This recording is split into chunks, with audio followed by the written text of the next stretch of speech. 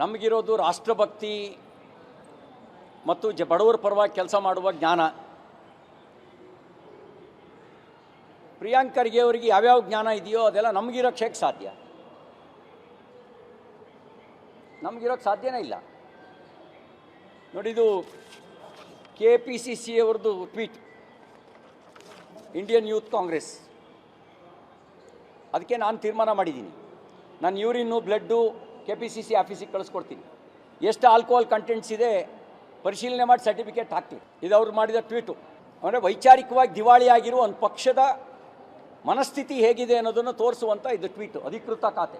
ಅದಕ್ಕೆ ನಾನು urine, motion, blood ಎಲ್ಲ ಕಳಿಸ್ಕೊಡ್ತೀನಿ. CT ರವಿ OT ಕುಡಿಯೋದಾದರೆ ಬೆಳಗ್ಗೆ 5 ಗಂಟೆಗೆ ಎದ್ದು ಯೋಗ ಮಾಡೋಕ್ಕೆ ಸಾಧ್ಯನಾ?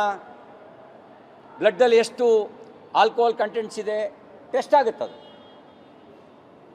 ಯೂರಿನಲ್ಲಿ ಎಷ್ಟಿದೆ, ಮೋಷನಲ್ಲಿ ಎಷ್ಟಿದೆ ಟೆಸ್ಟ್ ಆಗುತ್ತೆ. ನಾನು ಅವ್ರಿಗೆ ಕಳಿಸ್ಕೊಡ್ತೀನಿ. ಇದೆಲ್ಲ ಈ ಟ್ವೀಟ್ ಮಾಡಿದವನೇನಾದ್ರು ಡ್ರಗ್ ಅಡಿಕ್ಟ್ ಆಗಿದ್ನೋ,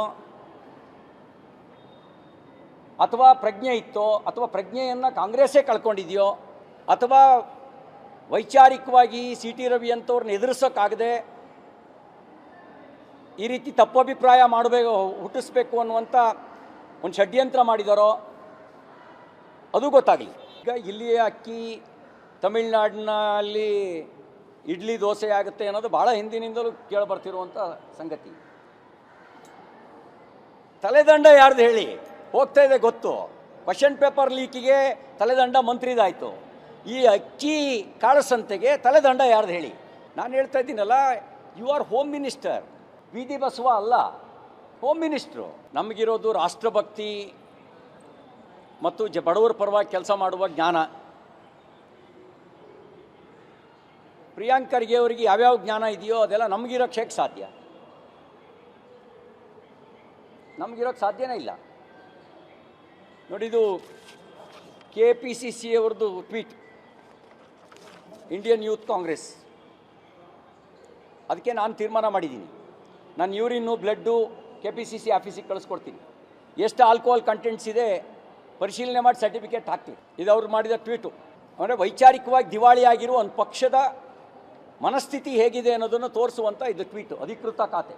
ಅದಕ್ಕೆ ನಾನು ಯೂರಿನ್ನು, ಮೋಷನ್ನು, ಬ್ಲಡ್ಡು ಎಲ್ಲ ಕಳಿಸ್ಕೊಡ್ತೀನಿ. CT ರವಿ OT ಕುಡಿಯೋದಾದರೆ ಬೆಳಗ್ಗೆ 5 ಗಂಟೆಗೆ ಎದ್ದು ಯೋಗ ಮಾಡೋಕ್ಕೆ ಸಾಧ್ಯನಾ? ಬ್ಲಡ್ಡಲ್ಲಿ ಎಷ್ಟು ಆಲ್ಕೋಹಾಲ್ ಕಂಟೆಂಟ್ಸ್ ಇದೆ ಟೆಸ್ಟ್ ಆಗುತ್ತೆ. ಅದು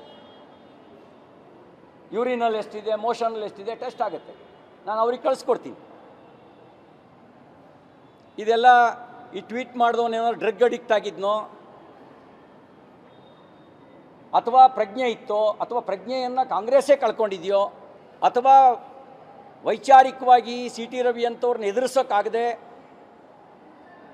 ಈ ರೀತಿ ತಪ್ಪಭಿಪ್ರಾಯ ಹುಟ್ಟಿಸ್ಬೇಕು ಅನ್ನುವಂಥ ಒಂದು ಷಡ್ಯಂತ್ರ ಮಾಡಿದಾರೋ ಅದು ಗೊತ್ತಾಗಲಿ. ಈಗ ಇಲ್ಲಿಯ ಅಕ್ಕಿ ತಮಿಳ್ನಾಡಿನಲ್ಲಿ ಇಡ್ಲಿ ದೋಸೆ ಆಗುತ್ತೆ ಅನ್ನೋದು ಭಾಳ ಹಿಂದಿನಿಂದಲೂ ಕೇಳಿಬರ್ತಿರುವಂಥ ಸಂಗತಿ.